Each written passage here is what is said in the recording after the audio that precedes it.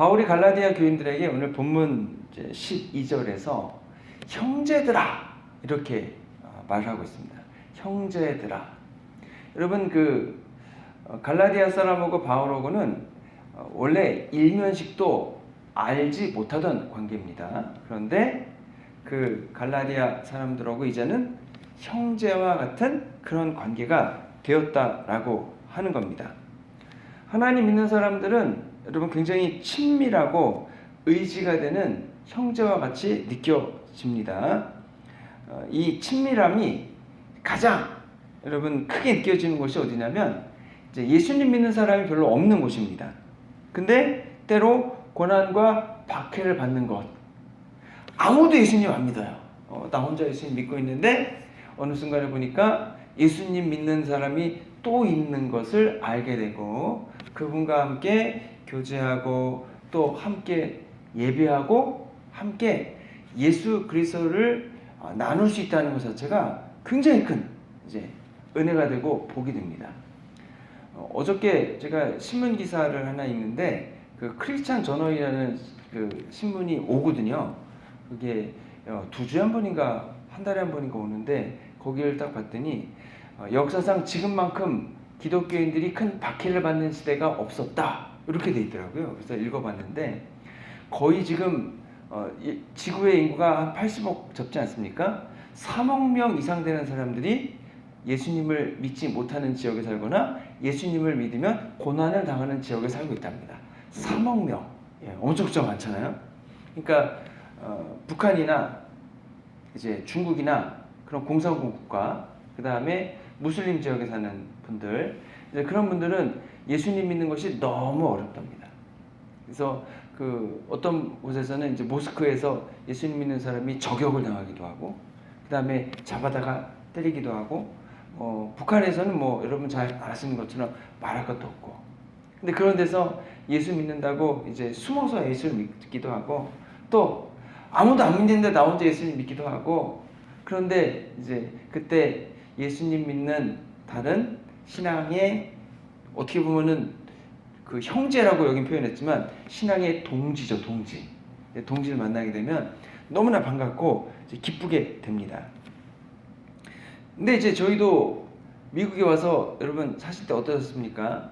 이제 처음에 미국에 오면 지금이야 아틀란타, 여기 아틀란타는 여러분 영어를 쓰지 않고도 한국말로 모든 게 해결이 되니까 좀 덜하긴 한데, 중소도시 같은 데 가면은 예수님 믿는 사람이 별로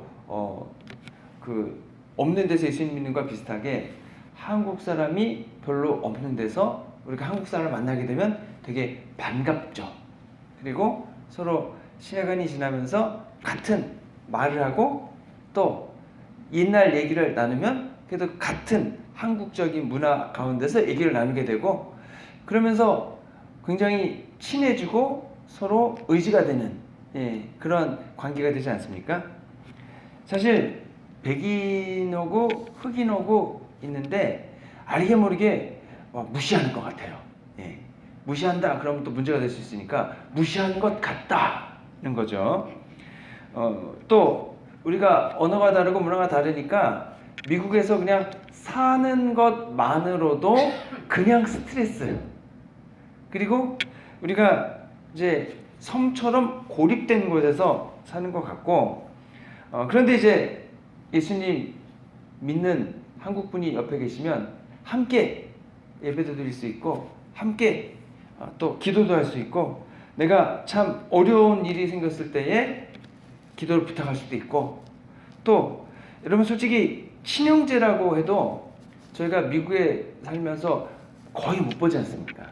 저도 형님하고 전화 통화한 게 언제인지 기억이 안 나요. 본 거는 말할 것도 없고, 우리가 한국 갈 일이 있지 않고서야 부모님께 전화 통화를 하긴 하지만 여러분 거의 만나지 못하고 따로 사는 거와 남남이나 다름없죠. 그런데 저희 교우들은 그래도 일주일에 한 번씩 꼬박꼬박 보지 않습니까? 그러면은 사실 형제들이나 부모님의 친밀함보다 우리 교우들 간의 친밀함이 더 크다, 사실 그렇게 얘기할 수 있습니다.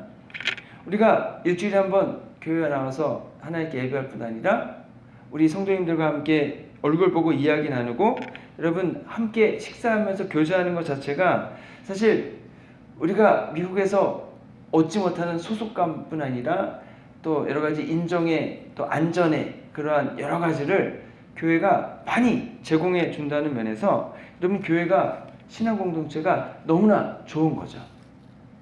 그래서 사실 뭐 형제다, 자매다 그렇게 얘기를 해도 뭐 그렇게 큰 게 뭐 어려움은 없어 보입니다. 물론 여러분들 이렇게 말씀드리면 좀 죄송하긴 하지만 어렸을 때 형제하고 자매하고 무진장 싸우셨죠? 네. 근데 뭐 저희가 우리 형제 자매 함께 신앙생활하는 우리 가운데에서도 항상 좋은 것만은 아니죠. 때로 여러분 우리 집에 흉은 누가 봅니까? 누구를 통해 우리 집안에 흉이 나가요? 제일 가까운 사람. 왜냐면 제일 가까운 사람이 제일 많이 아니까. 모르는 사람은 얘기 못 하잖아요. 제일 가까운 사람이니까 와서 보고 들은 얘기가 나가니까 뭐 흉도 제일 가까운 사람을 통해서 퍼지지 않습니까? 마찬가지로 우리가 매번 한 주에 한번 보고 서로 친해지면 어떻습니까? 좋기만 하면 좋지만 때로 흉 떨릴 일도 있고 또 너무 가까이 지내다 보면 나의 장점도 드러날 뿐 아니라 단점도 드러나게 되고 서로 기호가 다르고 여러 가지가 다르다 보니까 뭐 좋기만 하진 않죠. 안 좋을 때도 있죠.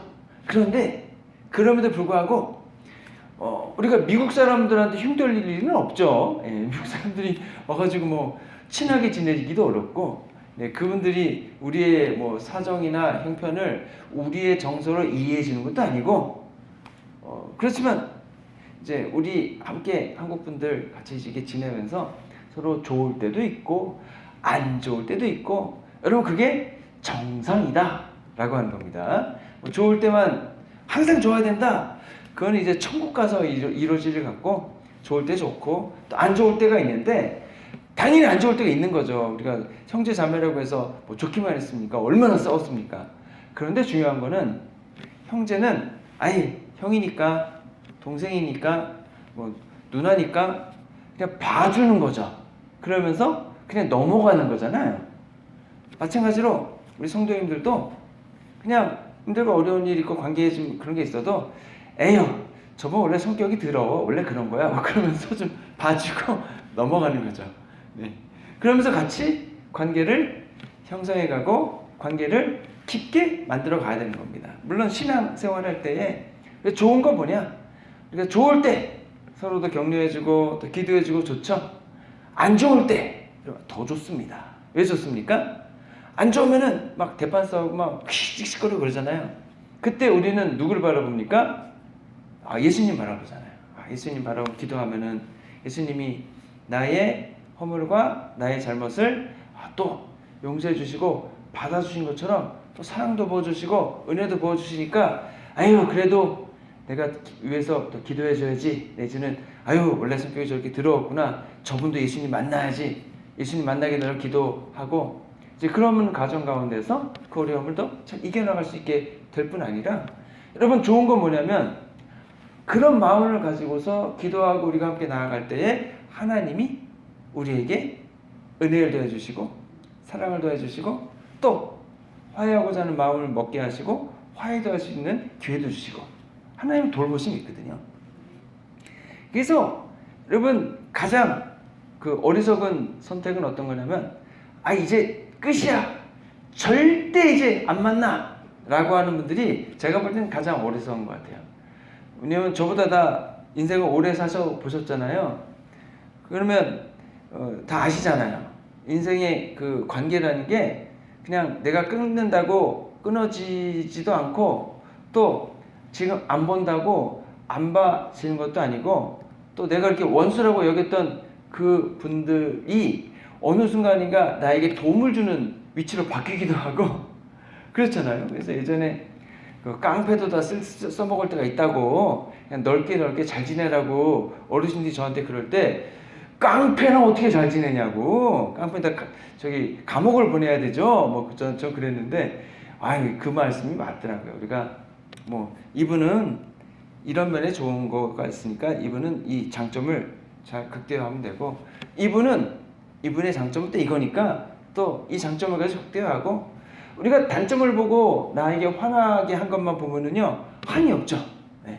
모두 그러면은 장점과 단점이 돼 있어서 단점만 보게 되면은요 세상에 내 마음에 드는 사람은 한 명도 없고 세상에 나와 함께 같이 갈 사람은 한 명도 없게 됩니다.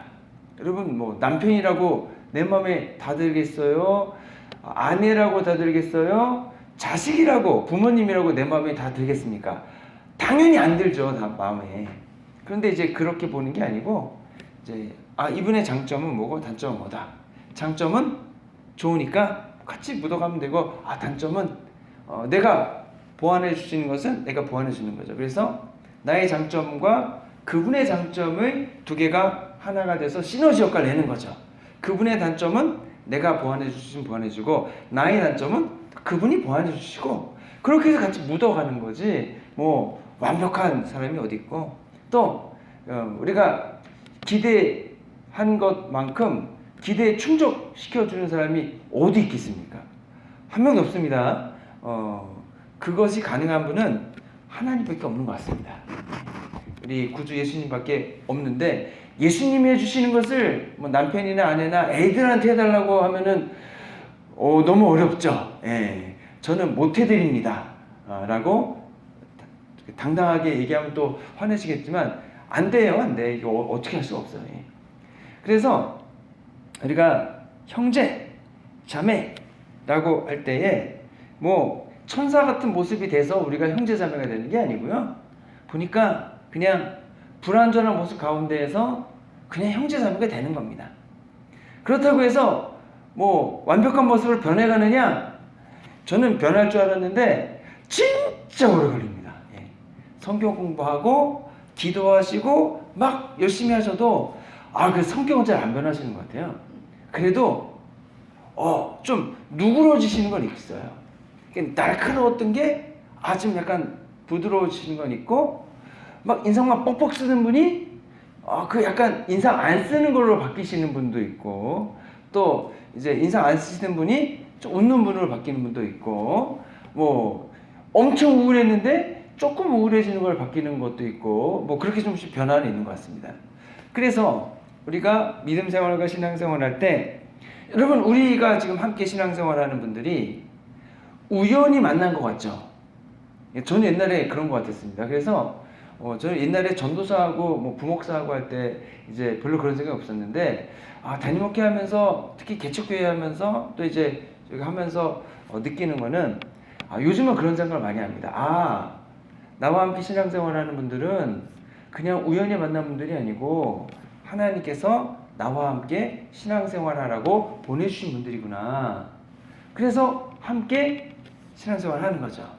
뭐 저는 목사니까 성도님들이 신앙의 성장을 위해서 도울 수 있는 것을 열심히 도우라 라고 하시는 거죠.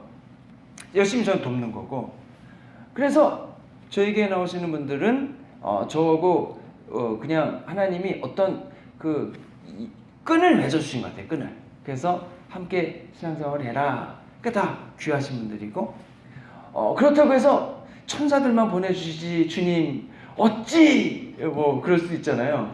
근데 천사들은 왜 거기 있겠냐? 다 하나님 나라 천국에 있지. 천사가 아니니까 우리가 다 이 땅에 사는 거고. 그래 교회에 천사 같은 사람들이 왜 나가냐? 안 나가도 되지. 근데 우리가 천사가 아니니까 교회 나와야 되고 원래 그런 거다. 이제 요즘은 그걸 이제 인정합니다, 제가. 그래서 뭐 이런 분도 괜찮고 저런 분도 괜찮고 모두가 오셔서 같이 신앙생활 하는 거죠. 과거가 없는 사람이 누가 있겠습니까? 저도 여러분 한 과거 했던 사람 아니겠습니까? 예. 저도 한 과거를 했고 뭐 각자 들어보시면 뭐 다 한 과거들 하셨더만요. 네. 그러니까 그거를 가지고 얘기해봐야 아무 소용이 없고 중요한 건 지금 우리가 서로의 장점과 단점이 있고 또 성격도 다 다르시잖아요. 그래서 다른 성격 가운데서 서로 맞춰서 사는 거지. 내 성격에 내 마음에 다 100% 맞게 해달라고 하면은 그거 어떻게 또 가능해요. 나도 내 마음에 100% 안 되는데 되겠습니까? 안 되는 거죠. 그래서 요즘에 용서라는 걸 제가 너무 중요하게 생각하는 것 같아요. 형제든 자매든 여러분 좀 봐주는 거, 용서해 주는 게 매우 중요하다. 그래서 어떤 분들은 이제 그 부부싸움 할 때 신혼 때부터 잘못한 것을 하나도 잊어버리지 않고 그냥 시작부터 계속 또 나오시는 분들 있잖아요. 레퍼토리가 쭉 나오시잖아요. 네. 그런 분들이 있다네요. 네. 그러면은 얼마나 상대방이 피곤하겠지만 실제로는 본인이 피곤하겠습니까? 과거에 내가 속상했던 거, 내가 손해봤다고 생각하는 거, 그런 것들이 이게 계속 누적만 되잖아요. 누적. 이게 잊어먹지는 않으니까 살아가면서 그런 일이 없으면 좋겠지만 계속 반복되지 않습니까?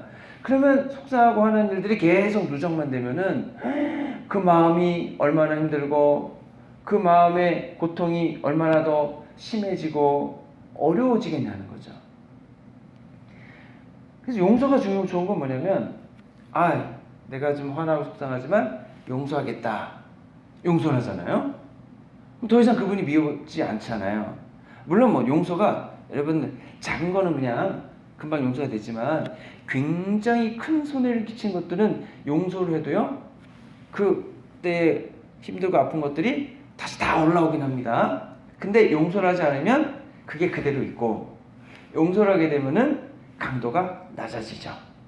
그래서 또 올라오면 또 용서하고 계속 용서를 반복하다 보면은 그때 당했던 어떠한 문제든요, 힘들고 어려웠던 것들이 더 이상 나에게 점점 덜 영향을 미칩니다.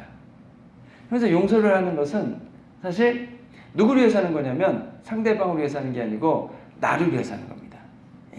내가 더 이상 미워하지 않고 용서하지 않으면 그 사람의 그 어떤 미워하고 화나게 했던 그런 것에 있어서 여러분 그것에 내가 매몰되거든요. 그럼 거기서 벗어나지 못합니다. 그냥 내가 속상하고 화난 상태 그대로 유지되는 거예요. 너무 힘들잖아요. 용서를 하게 되면 더 이상 미워하지 않게 되고 내 품에서 떠나보내게 되고, 그러면 그 미워하고 원망하고 화났던 그 감정이 아니라 비로소 내가 가지고 있는 감정 상태로 있게 되는 거죠. 원래 여러분 미움과 원망의 상태가 있지만 또 사랑의 상태, 은혜의 상태, 또 감사의 상태, 평온함 상태가 있잖아요. 양옆에 이 양 감정이 있는데 어느 감정편에 설 거냐는 내가 결정하는 건데, 어떤 감정 상태로 살 수 있느냐? 용서함을 통해서 미움과 원망과 분노 속으로 들어가는 게 아니고, 여기에 묻혀있거나 묶여있는 게 아니고, 사람은 누구나 묶여있게 돼요. 화가 나고 손해를 당하게 되면. 근데 이것을 용서함을 통해서 놓아주는 거거든요. 그러면서 내가 벗어나는 겁니다. 그리고 물론 뭐 또 다시 일로 들어갈 수는 있지만 여기서 주님의 은혜와 돌보심으로 이쪽으로 나아가야 되는 거죠. 그래서 용서라는 것이 여러분 되게 중요하고, 그래서 여러분 어렸을 때부터 막 속상하고 화난 거 다 기억하시고 짜증내고 화나는 분이 계시면 용서하시기 바랍니다. 용서하셔서 과거의 나와 화해하시고, 과거의 나를 힘들게 했던 분들과 화해하시고, 그분들을 지금 나를 힘들게 하는 그 곳에서 떠나보내시고, 나는 지금 나이기 때문에, 그런데 과거 이런 일들이잖아요. 과거는 과거로 날려버리고 현재 내가 주님이신 은혜와 돌봄 가운데서 기쁘고 행복한 삶을 살기로 선택하면 되는 거죠. 이제 형제건 자매건 뭐 가족이건 뭐 우리 주변에 있는 분들이건 여러분 같이 지내다 보면 여러분 부부싸움을 안 하는 집이 없잖아요. 그래서 또 부모 자식 간에 좋기만 한 것도 아니잖아요. 다 아시잖아요.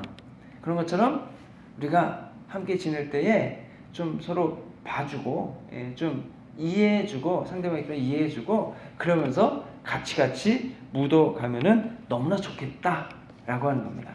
이건 뭐 제 개인적인 바람이 아니라 예수님께서 우리에게 보여주신 말씀이, 그리고 행동이 이런 것이죠. 예를 들면 예수님이 그 형제 베드로 그리고 제자들인데 형제 같잖아요. 3년이나 같이 다녔으니까 나이도 비슷하고, 그럼 형제라고 봐도 되는데, 나중에 예수님이 진짜 필요할 때 그 제자들은 뭐 했습니까? 다 배신하고 도망가 버리잖아요. 그러면 나를 이렇게 배신하고 도망을 가? 그거를 예수님이 계속 마음에 놓고서 그냥 화가 나고 미워하고 원망했다면 어떻게 됐겠습니까? 그 제자들은 영원히 떠나버리는 겁니다. 예수님은 계속 그 원망과 미움과 분노에 잡혀가지고 계속 치를 떨며 계시겠죠. 부활을 하셨는데 계속 치를 떨며 계실 거 아니에요. 예수님 용서하지 않았다면. 그리고 어떻게 제자들을 찾아가시겠습니까? 예수님께서 그 제자들을 이제 갈릴리 호숫가로 찾아가시잖아요. 그러면서 내가 나를 사랑하느냐 물어보시잖아요. 내가 나를 사랑하느냐 또 물으시잖아요.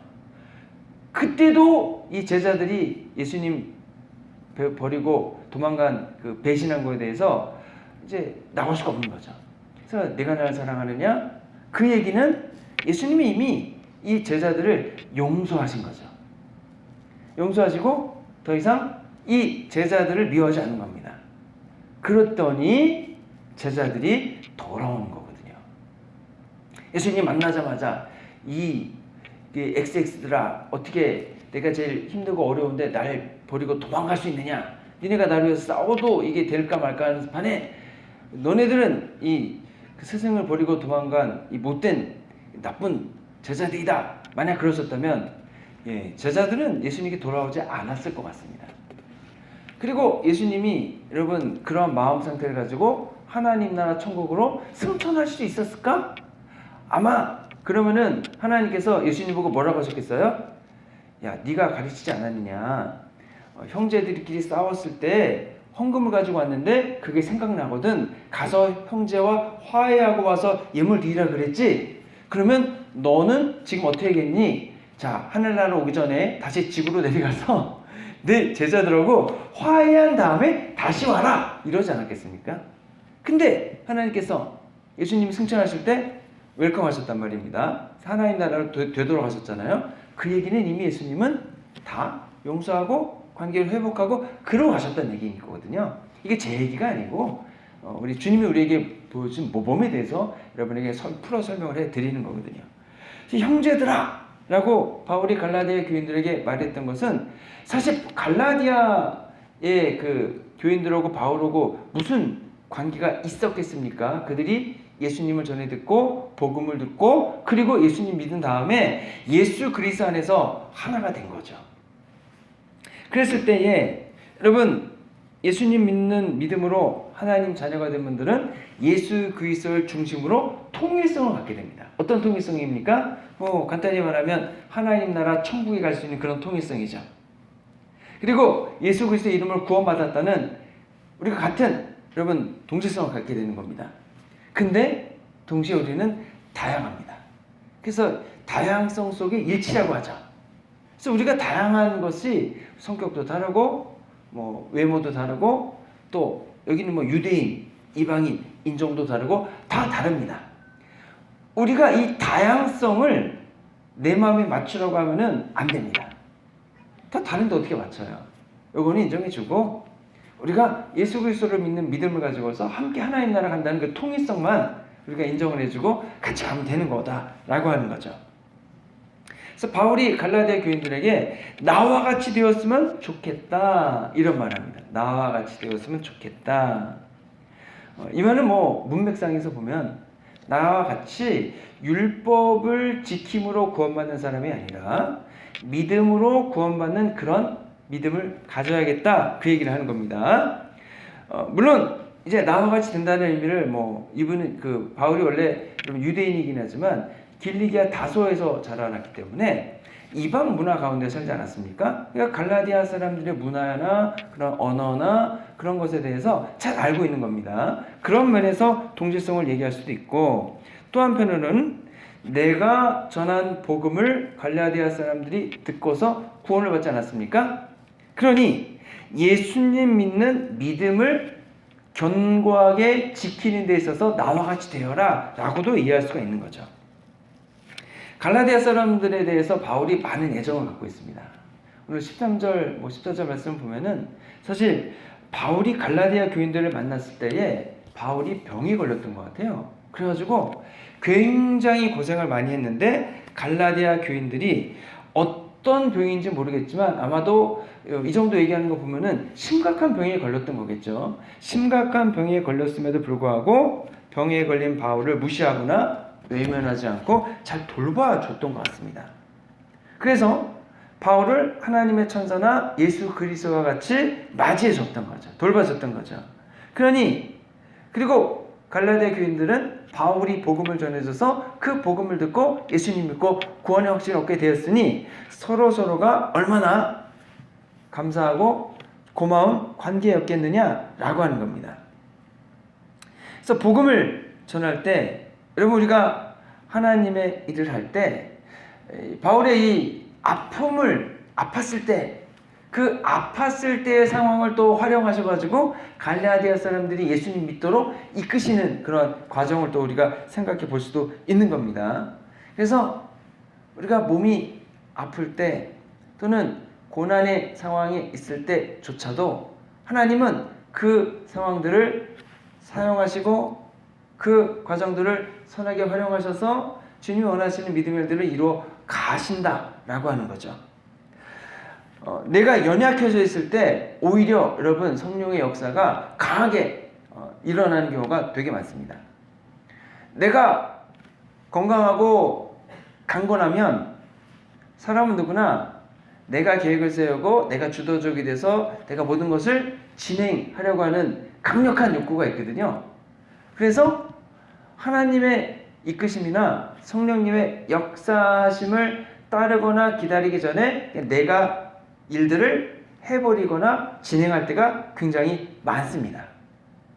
그러면 하나님이 역사하시기 전에 내가 이동해 버릴 수도 있고 내가 그 일들을 그냥 진행해 버릴 수도 있어서 하나님의 능력이나 그런 일들이 잘 드러나지 못하게 되는 일들이 참 많습니다. 근데 내가 아프거나 내가 연약하면은 일을 못 하잖아요. 일을 못하면 어떻게 되겠습니까? 성령님이 하시는 거죠. 그래서 성령님이 앞서가시고 내가 끌려가는 이제 그런 상황이 있는데 이게 더 많은 역사를 나타날 때가 많습니다. 내가 앞장서가지고 막 가면서 하나님 빨리 따라오시라고, 자 내가 다 계획을 세웠으니까 주님 이 계획들을 이루어 가십시오 라고 하는 경우가 많은데 바람직하지 않다는 말입니다. 주님이 앞서 가시고 계획을 하시고 주님이 진행해 나가시고 이 일을 하는데 너는 요걸 해야겠다 라고 하실 때 제가 그 일을 하겠습니다 하고 따라가는 것이 더 좋습니다.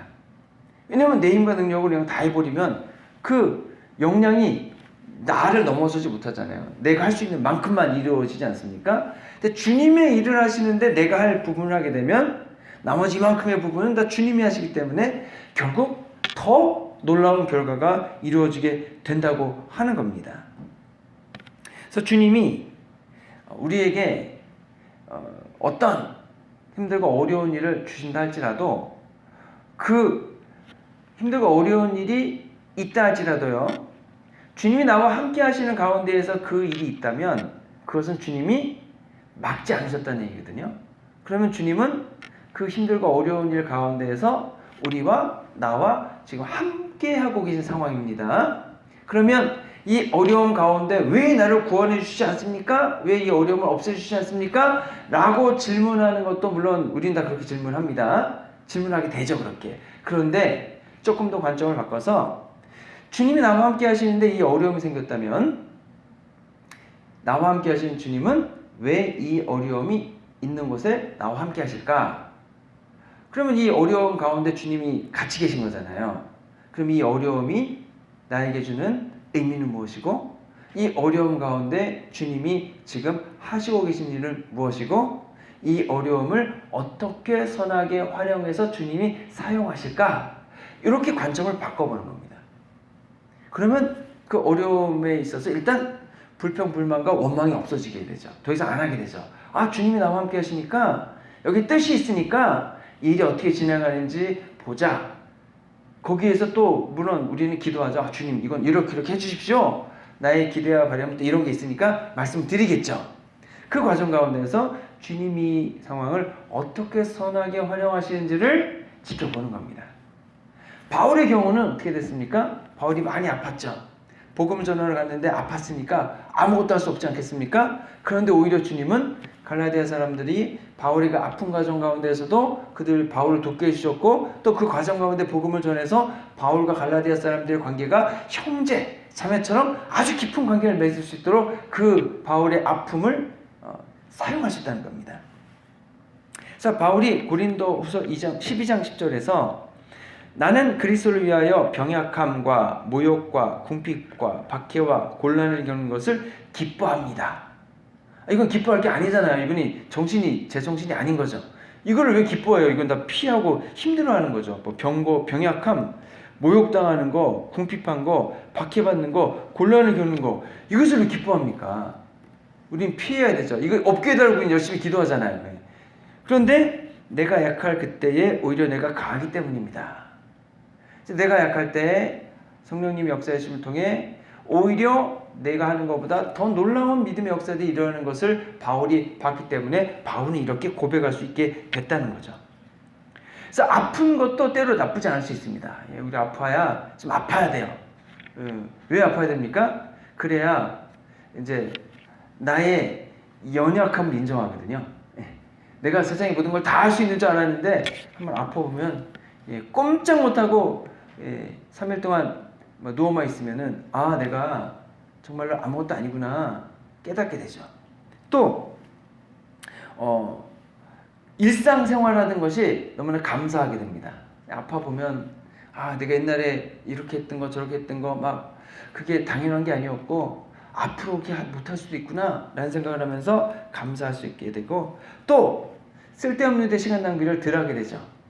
옛날에는 이것도 하고 저것도 하고 싶은 거 다 있는데 아프고 나면, 그리고 또 특히 내가 곧 하나님 나라 가겠구나 라고 생각이 들면 좀 더 하나님 나라에서 의미 있는 것, 하나님께서 원하시는 일을 좀 더 하다 가야 되지 않나, 그런 생각이 들게 되고 주님이 원하시는 믿음의 일에 대해서 더 집중할 수 있게 되는 거죠. 그리고 재정 운영에 있어서도 이제는 내가 돈을 쓰는 방향이 바뀌게 되죠. 이전에는 뭐 이것저것 내가 하고 싶은 거 다 하는 데 썼다면, 이제는 내가 남아있는 나의 생애 동안에 주님이 원하시는 일을 위해서, 또 하나님 나라에 더 쌓아놓는 것을 위해서, 그리고 주님이 이 땅에 이루기를 원하는 일을 위해서 내가 가진 것을 투자하게 되는 거죠. 그래서 아프면 일단은 나의 교만했던 것이 여러분 다 드러나게 되고 회개하게 되고 주님 앞에 겸손하게 된다는 겁니다. 이거 하나만으로도 아플 충분한 가치가 있습니다. 그렇다고 저는 우리 성도님들이 아프게 해달라고 기도하진 않습니다. 고쳐주시고 회복해주시고 강건하게 해달라고 기도하지, 제가 뭐 아프게 해달라고 기도하지 않습니다. 그럼에도 불구하고 우리가 아팠을 때에 여러분 이런 것들을 경험함을 통해서 아주 겸손하게 주님께 가까이 나아갈 수 있는 기회가 된다는 것, 그 얘기를 드리는 거고, 또 실패하는 것도 여러분 뭐 나쁘진 않다고 합니다. 여러분 뭐 실패하라는 게 아니고, 우리가 실패했을 때 이제 내가 하나님 돼서 내 마음대로 다 해봤던 것이 소용이 없다는 것을 비로소 깨닫는 거죠. 여러분 하나님 의지하지 않고 내 마음대로 한 것들이 그때 얼마나 후회가 되겠습니까? 그때 하나님 말씀을 들었더라면, 그때 하나님께 좀 여쭤봤더라면, 그때 하나님의 도우심이 있었더라면 어땠을까? 그러면서 이제 그 다음에 또 내 마음대로 하긴 하죠. 다시 주님께 돌아와서 주님께 여쭤보고 주님 인도하신 가운데 따라갈 수 있는 귀중한 교훈을 내가 실패했을 때 비로소 배우게 되는 겁니다. 그런 배움 없이 죽을 때까지 내 마음대로 막 살아가는 삶을 살다가 죽는 것보다는, 때로는 그러한 실패와 실수를 경험함을 통해 주님을 분명히 만난다면 여러분 그 실패와 실수는 대단히 값어치 있는 실패가 되지 않나, 그런 생각을 하는 겁니다. 우리가 육체의 연약함 가운데 있을 수도 있고, 또 인생의 모진 고난 가운데 있을 수 있지만, 바울의 경우를 통해서 보면은 오히려 그 경우가 갈라디아 사람들에게는 복음을 전하는 기회가 됐고, 하나님이 나와 함께 하심을 분명히 체험하는 시간이 됐고, 또 하나님께서 그 연약한 나를 사용하셔서 하나님의 위대한 일을 이루어 가시는 것을 바라보는 기회가 됐다는 겁니다. 그러면 그 바울의 삶에서 보여주셨던 하나님의 역사하심은 지금 우리들의 삶 속에서도 똑같이 이루어지는 것이기 때문에 우리에게도 어떤 실수와 실패가 있다 할지라도 우리가 하나님 나와 함께 하심을 믿는다면 주님이 그 실수와 실패를 통해 가르쳐 주실 것은 가르쳐 주실 것이고 이끄실 것은 이끌어 주실 것이고 그리고 그 실패와 실수조차 하나님께 내어드린다면 하나님께서는 그 실패와 실수를 선하게 사용하셔서 주님이 원하시는 믿음의 일을 이루어 가실 겁니다. 그리고 과정을 통해 우리가 실수와 실패를 극복하게 하실 거잖아요. 그러면 우리는 그 과정을 통해 더욱더 굳센 믿음과 신앙을 세워 가게 될 거라고 하는 겁니다. 어떤 경우든 하나님이 나와 함께 하심을 믿으시고 우리에게 주시는 그 상황과 또는 여러 일들이 다 주님이 함께 겪고 있으심을 믿으시고 우리가 기도할 것은 이 과정을 통해서 나는 더 굳센 믿음과 신앙을 갖도록 도와주시기를 원하오며 이 상황까지도 주님 선하게 사용하셔서 주님 원하시는 믿음의 일을 이루어가 주십시오 라고 기도하며 나아가는 줄로 믿습니다. 아무튼 어떤 경우든 주님과 함께 동행하심으로 하나님의 은혜 가운데 사시기를 그렇게 살아가신 저와 여러분 되시기를 주님의 이름으로 축원합니다. 기도하겠습니다. 주님, 저희들이 오늘도 주님 앞에 나와 말씀을 나누고 또 기도하며 나아갑니다. 주님, 저희들이 주님께 나와 말씀드리는 그 일들이 모두 응답함이 있게 해주시옵소서. 오직 주님만 믿고 섬김을 통해서 저희들 나와 함께 하시는 주님과 힘들고 어려울 때도 주님 힘과 능력으로 잘 이겨나가고 또 잘되고 성공했을 때도 교만하지 않고 겸손하게 주님께서 주시는 믿음의 열매들을 맺어감을 통해 하나님 어떤 궁핍이나 곤란이나 또 약할 때나 오히려 강해지고 또 강할 때는 오히려 겸손하게 주님 앞에 나아가는 그래서 주님과 함께 동행해 나가는 우리 성도님들 되도록 함께 하시고 또 힘과 능력을 더하여 주시옵소서. 예수 그리스도의 이름으로 기도했습니다. 아멘. 난 지극히 작은 자 죄인 중에 괴수 무익한 날 부르셔서 간절한 기대와 소망 부끄럽지 않게 십자가 졌게 하셨네. 어디든지 가리라 주 위에 서라면 나는 전하리 그 십자가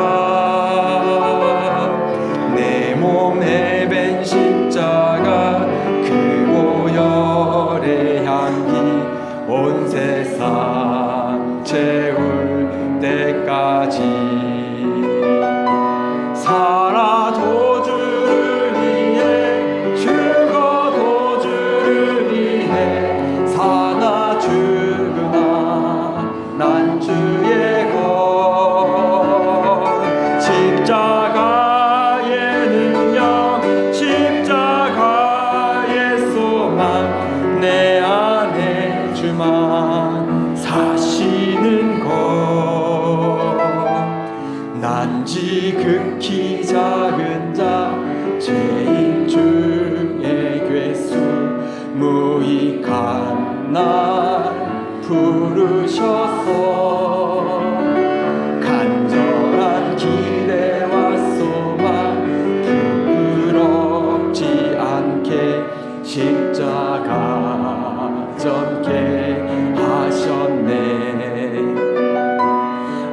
어디든지 가리라 주 위에 서라면 나는 전하리 그 십자가 내 몸에 밴 십자가 그 보혈의 향기 온 세상 채울 때까지 살아도 주를 위해 죽어도 주를 위해 사나 죽으나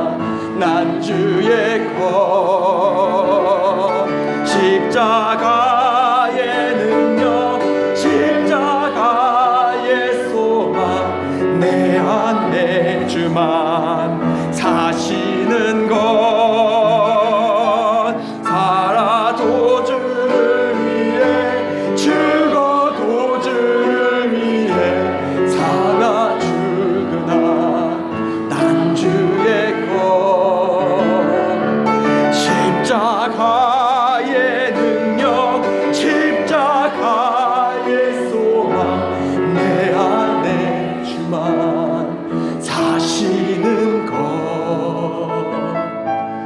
난 지극히 작은 자 죄인 중에 괴수 무익한 날 부르셔서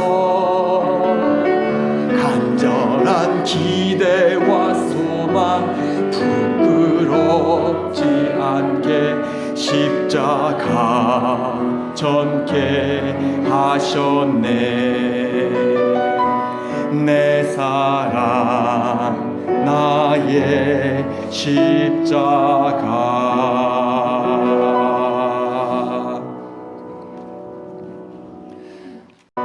난 지극히 작은 자 죄인 중에 괴수 무익한 날 부르셔서 간절한 기대와 소망 부끄럽지 않게 십자가 전케 하셨네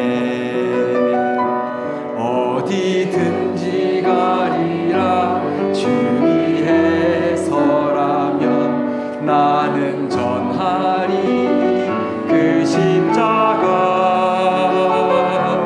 내 몸에 밴 십자가 그 보혈의 향기 온 세상 채울 때까지 살아도 주를 위해 죽어도 주를 위해 사나 죽으나 난 주의 것 십자가의 능력 십자가의 소망 내 안에 주만 사시는 것 난 지극히 작은 자 죄인 중에 괴수 무익한 날 부르셔서 간절한 기대와 소망 부끄럽지 않게 십자가 전케 하셨네 어디든지 가리라 주 위에 서라면 나는 전하리 그 십자가 내 몸에 밴 십자가 그 보혈의 향기 온 세상 채울 때까지 살아도 주를 위해 죽어도 주를 위해 사나 죽으나 난 주의 것 십자가의 능력 십자가의 소망 내 안에 주만 사시는 것 살아도 주를 위해 죽어도 주를 위해 사나 죽으나 난 주의 것 십자가의 능력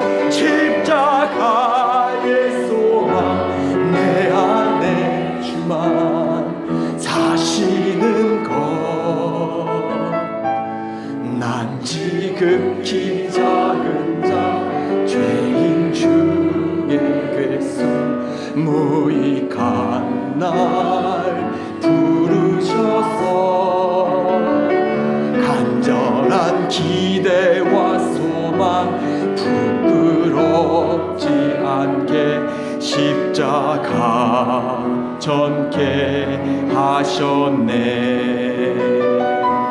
내 사랑 나의 십자가